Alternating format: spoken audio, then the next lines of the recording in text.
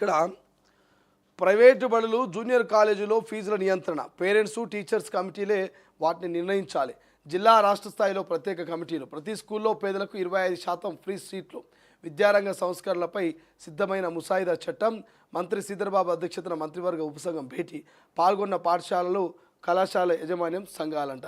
So నిజంగానే ఈ private పెట్టుబడుల జూనియర్ కాలేజీలో ఫీజుల నియంత్రణ కనుక అమలైతే, నిజంగానే ఫీజుల నియంత్రణ కనుక అమలయ్యి ఆ ముసాయిదా చట్టం కనుక, ఇక్కడ ఏమంటారు, విద్యారంగ సంస్కరణ పైన సిద్ధమైన ముసాయిదా చట్టం అంట.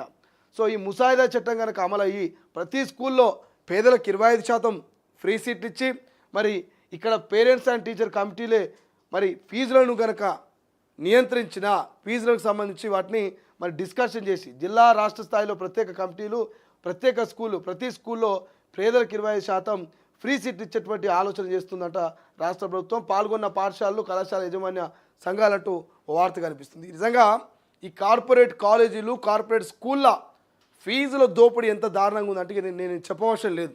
ఈ మార్నింగ్ న్యూస్ చూస్తున్నటువంటి ప్రతి ఒక్క పేరెంట్కి, ప్రతి ఒక్క బ్రదర్కి, ప్రతి ఒక్క సిస్టర్కి తెలుసు. ఇలా ఒక కార్పొరేట్ స్కూల్లోనో కార్పొరేట్ కాలేజీలోనో చదవాలంటే రక్తం దారబోయాల్సిందే. వాళ్ళు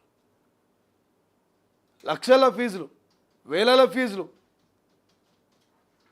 బుక్కులు వాడే ఇస్తా అంటాడు, బట్టలు వాడే ఇస్తా అంటాడు, బూట్లు వాడే ఇస్తా అంటాడు. ఎవడో సైడ్ బిజినెసే పెట్టాడు కార్పొరేట్ కాలేజీలో, కార్పొరేట్ స్కూల్లో. అరే ఇలా ఒక యూకేజో ఎల్కేజీనో జాయిన్ చేయాలంటే 20,000 తక్కువ లేదా? ఎంత యావరేజ్ స్కూల్కి పోయినా కార్పొరేట్ స్కూల్కి, ఏ ప్రైవేటు కార్పొరేట్ నారాయణ శ్రీతేజ కాలేజీకి పోతే 2 లక్షలకు పైన తప్ప 2 లక్షల కింద ఏ కాలేజీలో లేవు. ఇట్లయితే ఎట్లా బతాడు సామాన్యుడు? మినిమం 25% ప్రతి కాలేజీలో, కార్పొరేట్ కాలేజీలో, కార్పొరేట్ స్కూల్లో పేదోడికి ఇవ్వాలి. ప్రతి స్కూల్లో పేదోళ్ళకి 25% ఫ్రీ సీట్లు ఇవ్వాలంట. ఎవరైనా పాటిస్తున్నారు అసలు?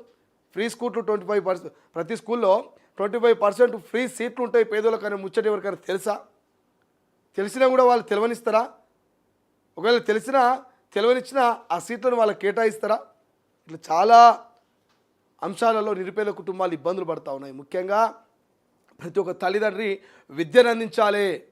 ఉన్నతమైనటువంటి విద్యను అందిస్తే ఉన్నత స్థాయికి పోతే మా భవిష్యత్తు బాగుంటుంది, మా ఇల్లు బాగుంటుంది, మా ఊరు బాగుంటుంది, మన రాష్ట్రం బాగుంటుంది అనేటువంటి కాన్సెప్ట్లో నిరుపేద కుటుంబాలు ఎలా హైయర్ ఎడ్యుకేషన్ కోసం ఎంతైనా ఖర్చు పెడుతున్నాయి.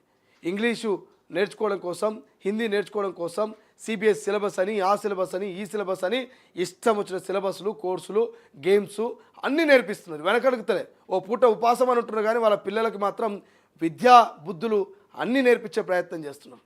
అదే ఆసరగా చేసుకున్నటువంటి కార్పొరేట్ స్కూళ్ళు, కాలేజీలు రక్తం దాయినట్టు దాగి పిల్లల పేరెంట్స్ దగ్గర ఫీజులను వసూలు చేస్తున్నాయి లక్షల్లో. సో మరి ఈ ఫీజుల నియంత్రణకు మరి కొత్తగా ఒక ముసాయిదా చట్టం రాబోతుందట. విద్యారంగ సంస్కరణలపై సిద్ధమైన ముసాయిదా చట్టం మంత్రి శ్రీధర్బాబు అధ్యక్షతన మంత్రివర్గ ఉపసంఘం భేటీ తర్వాత పాల్గొన్న పాఠశాల కళాశాల యజమాన సంఘాలంటూ ప్రైవేటు బడులు జూనియర్ కాలేజీలో ఫీజుల నియంత్రణకు పేరెంట్స్ టీచర్స్ కమిటీలే వాటిని నిర్ణయించాలని చెప్తున్నాయి. పేరెంట్స్ టీచరు కమిటీలే ఈ ఫీజులను నిర్ణయించాలని చెప్తున్నాయి. మరి ఎప్పుడు అది అమల్లోకి వస్తుంది ఏం కాదో తెలియదు, కానీ అమల్లోకి వచ్చి నిజంగానే పర్ఫెక్ట్గా ఆచరణలు ఉంటే బాగుంటుంది అనేది మా అందరి ఒపీనియన్. చూద్దాం ఏం జరుగుతుందో.